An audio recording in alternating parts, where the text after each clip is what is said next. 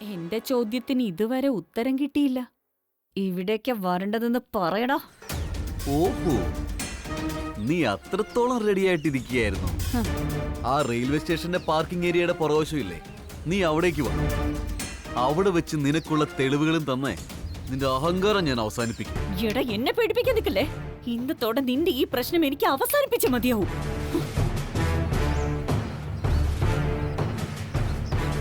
എന്തിനാ ശ്വേതേ അവനോട് ചൂടായിട്ട് സംസാരിച്ച്? അവൻ എന്തെങ്കിലും കാണിച്ച നമ്മൾ എന്ത് ചെയ്യും? പൊടി, മതി പേടിച്ചത്. ഇന്നത്തോടെ എന്റെ ജീവൻ പോയാലും സാരമില്ല, അവനെ ഒന്ന് നേരിട്ട് കാണട്ടെ. ഇവന്റെ ഒരു ടോർച്ചറിങ് എനിക്ക് സഹിക്കാൻ വയ്യാതായിരിക്കും.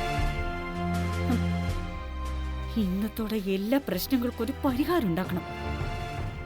ഇനി ഇത് നീട്ടിക്കൊണ്ടുപോകാനാവില്ല. ഞാനൊന്ന് നോക്കട്ടെ.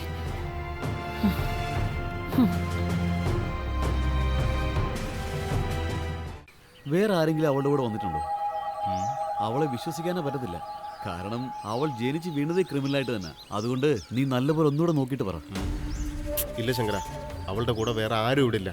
അവളിവിടെ തനിച്ചാ നിൽക്കുന്നത്. ആള് കുറച്ച് പേടിച്ചിരിക്കുന്ന പോലുണ്ട്. ശരി കണ്ണ, ഞാൻ അവളോടൊന്ന് സംസാരിക്കട്ടെ. നീ വെക്കും.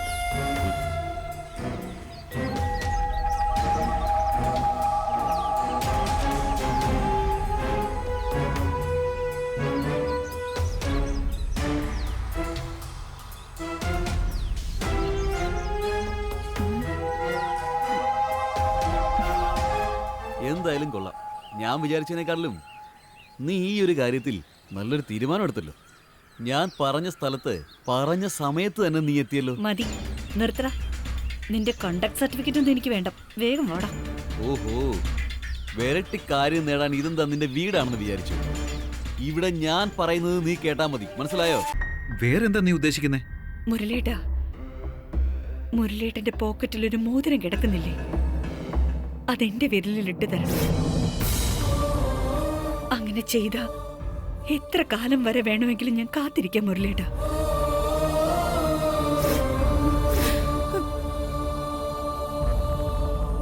ഇതേ മോഡല് ഇതേ സൈസില് നിനക്കൊരു പുതിയ മോതിരം ഞാൻ പണിയിച്ചു തരാം. അത് മതിയോ? സത്യമായിട്ടും വാങ്ങിത്തരും മുരളിയേട്ടാ? എന്താ മണിക്കുട്ടി ഇത്? നിനക്ക് വേണ്ടി ഒരു കാര്യം ചെയ്യുമെന്ന് ഞാൻ വെറുതെ പറയൂ? മുരളിയേട്ടാ, വാക്ക് തന്നിട്ട് പിന്നെ എന്നെ കളിപ്പിക്കരുത് കേട്ടോ. തീർച്ചയായിട്ടും ഇല്ല, ഉറപ്പായിട്ട് വാങ്ങിച്ചു തരാം. മുരളിയേട്ടാ, മുരളിയേട്ടൻ എന്താ ആലോചിക്കുന്നതെന്ന് എനിക്ക് മനസ്സിലാവുന്നുണ്ട്. ഒരു സാധാരണ മോതിരം അണിയിക്കാൻ പോലും മുരളിയേട്ടൻ ഇത്രയധികം ചിന്തിക്കുന്നുണ്ടെങ്കിൽ മുരളിയേട്ടൻ എങ്ങനെ ഒരു താലി എന്റെ കഴുത്തിൽ അണിയിക്ക? ഓ എന്റെ ശ്വേത, നീ ഇങ്ങനെ ഓരോന്ന് വെറുതെ ചിന്തിച്ചു കൂട്ടുന്ന എനിക്ക് കാണിച്ചു തന്നു. ഒരു പഴയ മയിൽപ്പീലിക്ക് പോലും നമ്മുടെ മനസ്സിനെ പിടിച്ചുലയ്ക്കാൻ പറ്റുന്ന ഒരു വലിയ ശക്തിയുണ്ടെന്ന് ഇപ്പൊ എനിക്ക് ശരിക്കും മനസ്സിലായി മണിക്കുട്ടി.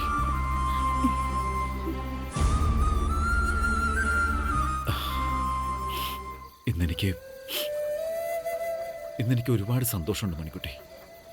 കുറെ നാളുകൾക്ക് ശേഷം ചിത്രയുടെ ഓർമ്മകളൊക്കെ എൻ്റെ ഉള്ളിലേക്ക് വരിക.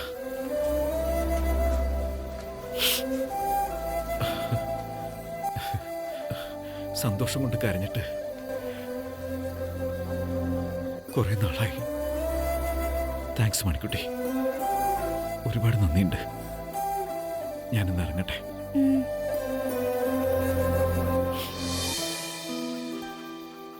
ഞാനെന്തായാലും നിന്റെ ആ പഴയ മോതിരം അവർ ഒരുക്കിയോ ഇല്ലെന്നുള്ള കാര്യം തീർച്ചയായിട്ടും അന്വേഷിച്ച് പറയാം.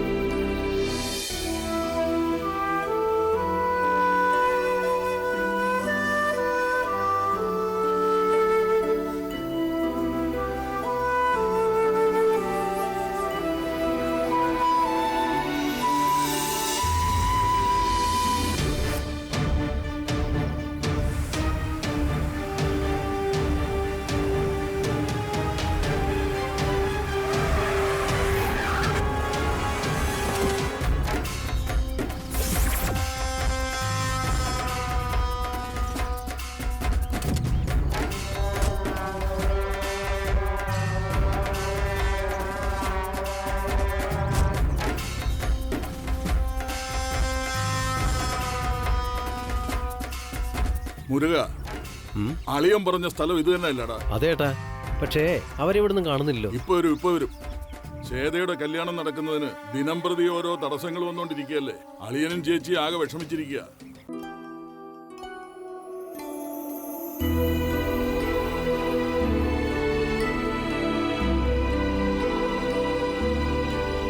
അവിടെ മണിക്കുട്ടി കാണിച്ച ഓരോ കാര്യങ്ങൾ കണ്ടിട്ട് എൻ്റെ ഹൃദയം തകർന്നു പോയി. ഒരു നേരത്തേക്ക് എൻ്റെ ജീവിതം മുഴുവൻ ഞാൻ ആ പെട്ടിയിൽ കാണുമായിരുന്നു. മണിക്കുട്ടി എന്നോട് കാണിക്കുന്ന ഈ സ്നേഹത്തിന് ഞാൻ അവൾക്ക് എന്താ പകരം കൊടുക്കുക? അവൾ എന്നോട് ചോദിച്ചൊരു മോതിരം പോലും ഞാൻ അവളോട് പറഞ്ഞ സമയത്തിന് കൊടുക്കാൻ പറ്റിയില്ലെന്നുള്ളൊരു വേദന എൻ്റെ മനസ്സിലുണ്ട്. ഒരു വശത്ത് എന്നെ ഒട്ടും മനസ്സിലാക്കാതെ എന്നോട് പിടിവാശി കാണിക്കുന്നു ശ്വേത. ഞാൻ എന്താ ചെയ്യേണ്ട ചിത്രേ? മണിക്കുട്ടിയെ ഞാൻ എങ്ങനെ സമാധാനിപ്പിക്കാനാ?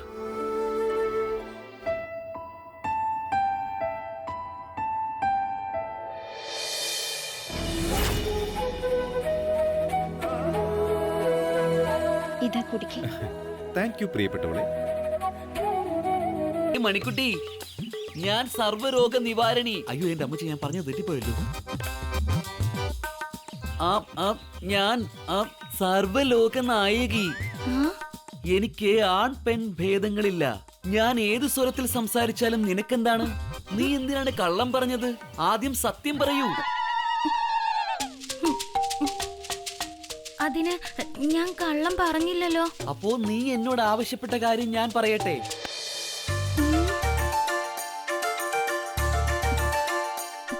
എന്നാ പിന്നെ അങ്ങ് പറഞ്ഞേക്ക്. ഞാൻ എന്താ പ്രാർത്ഥിച്ചെന്ന് മുരളിയേട്ടനോട് പറഞ്ഞല്ലോ. നീ പറഞ്ഞല്ലേ? എങ്കിൽ ഇപ്പൊ കാണിച്ചില്ല.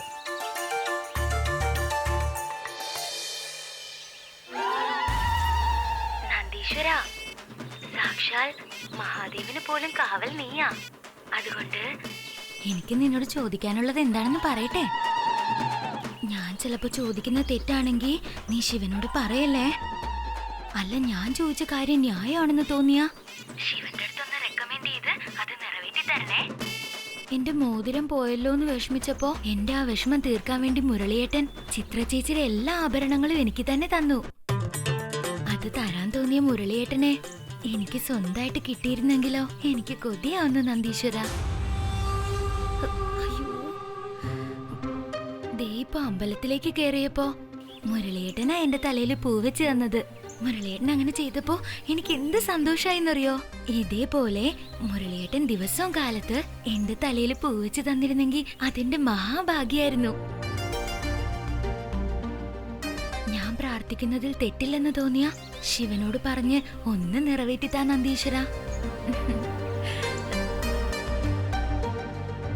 ഇപ്പോൾ നിനക്ക് മനസ്സിലായല്ലോ, ഭഗവതിയോട് കള്ളം പറയാൻ പാടില്ല. ഞാൻ ആദ്യം ചോദിച്ചപ്പോഴേ നിനക്കിത് പറഞ്ഞുകൂടായിരുന്നോ? മണിക്കുട്ടി, നീ വാ, ഞാനൊരു കാര്യം കാണിക്കാം. നമ്മുടെ ഭക്തിയാണല്ലോ എന്ന് കരുതി ജീവിച്ചു വെക്കോട്ടെ പാവോ എന്ന് വിചാരിച്ചപ്പോ എന്നോടും കള്ളം പറയാൻ തുടങ്ങിയാൽ അത് വെളിയിൽ കൊണ്ടുവരേണ്ടത് എന്റെ കടമയല്ലേ?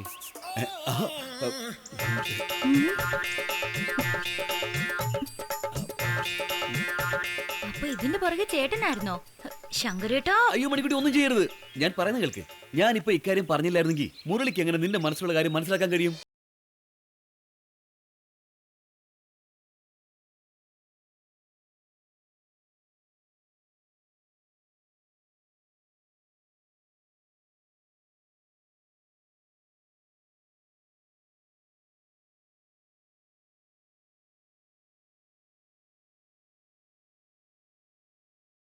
മനസ്സിലായില്ലേ?